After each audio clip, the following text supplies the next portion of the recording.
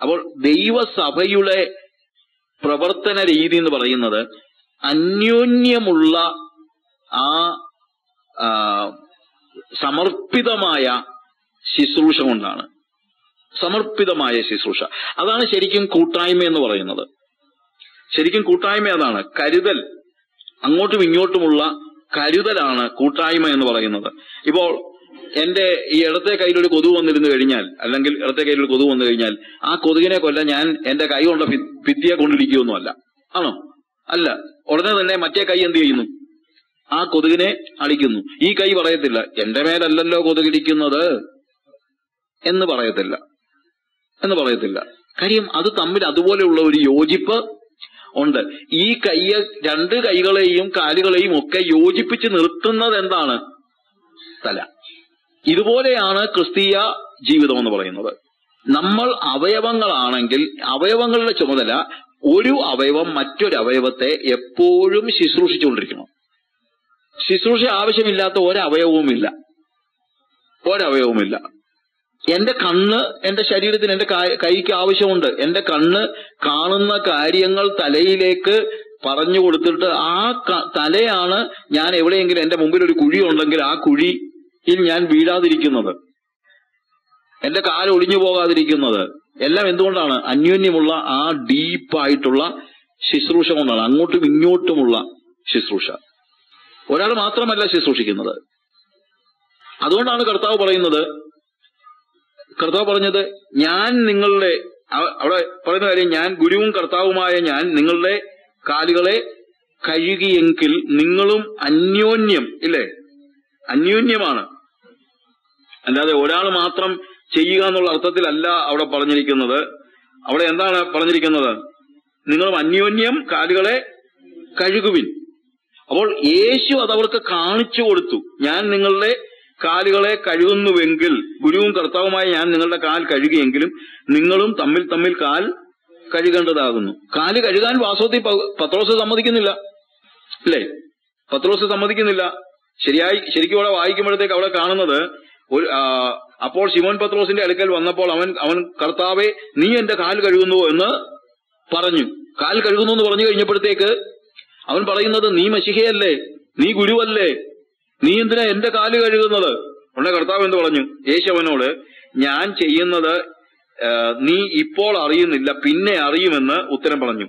നീ ഒരു നാളും എന്റെ കാൽ കഴുകയില്ല എന്ന് പത്രോസ് പറഞ്ഞു. അതിന് യേശു, ഞാൻ നിന്നെ കഴുകാഞ്ഞാൽ നിനക്ക് എന്നോടുകൂടെ പങ്കില്ല എന്ന് ഉത്തരം പറഞ്ഞു.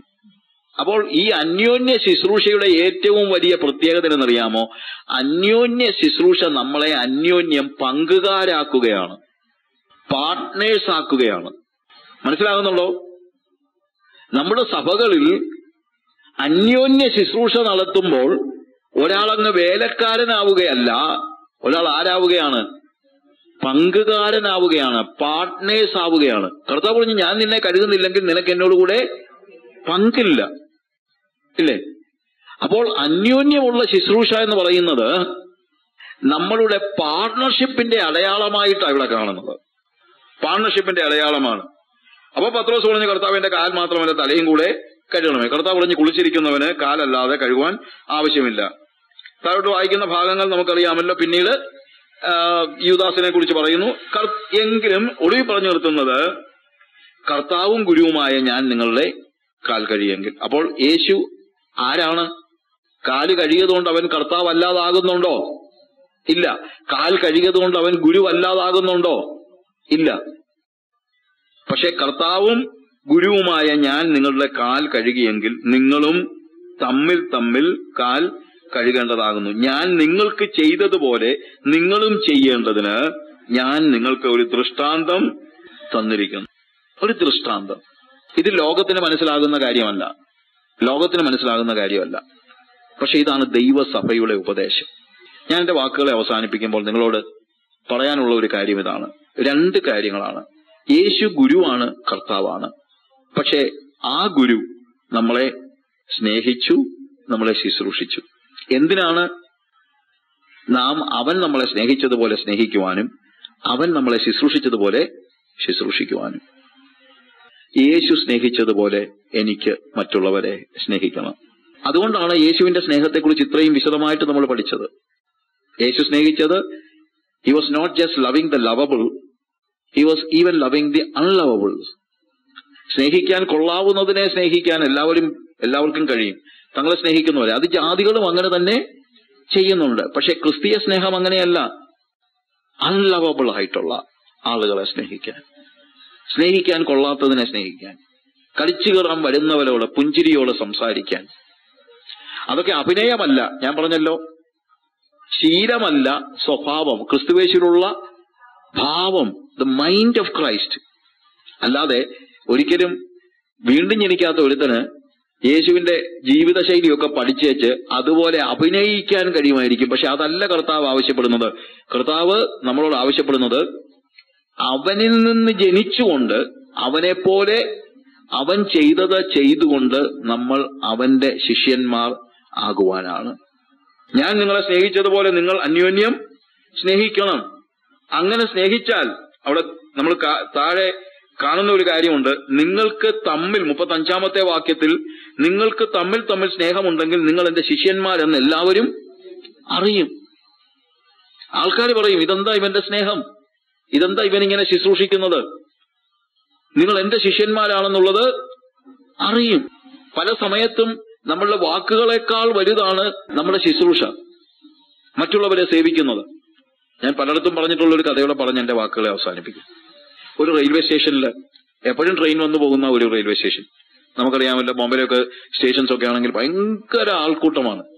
അവിടെ പാർഷ്യലി ബ്ലൈൻഡ് ആയിട്ടുള്ള ഒരു പെൺകുട്ടി ആപ്പിൾ വിറ്റുകൊണ്ടിരിക്കുക.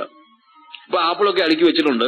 അവൾ പാർഷ്യലി ബ്ലൈൻഡ് ആണ്, എന്നാൽ അവൾക്ക് രൂപയൊക്കെ എണ്ണാനൊക്കെ, കയ്യിലിങ്ങനെ എണ്ണാനൊക്കെ അറിയാം, കയ്യിൽ എടുത്തു കൊടുക്കാനൊക്കെ അറിയാം.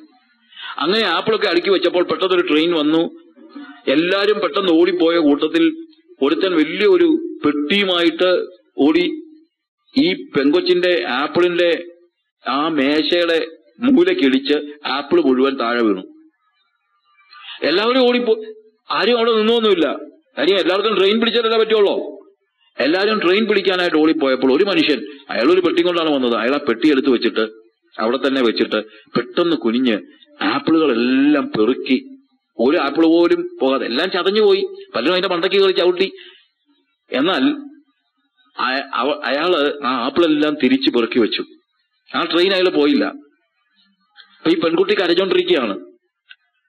അപ്പോ ഈ മനുഷ്യൻ ചോദിച്ചു, മോളെ, ആപ്പിളിന് എന്താണ് കിലോ വില?